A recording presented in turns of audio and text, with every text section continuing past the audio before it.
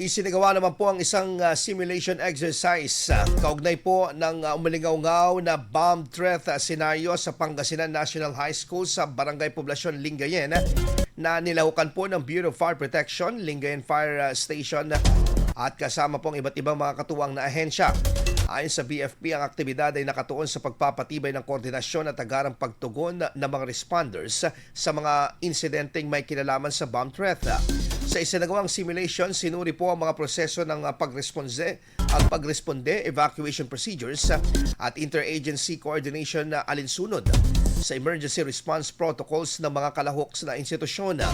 Ayon pa sa BFP, ang ganitong mga pagsasanay ay mahalaga para mapanatili ang kahandaan sa mga posibleng banta sa seguridad sa loob ng mga paaralan. IFM News. IFM News.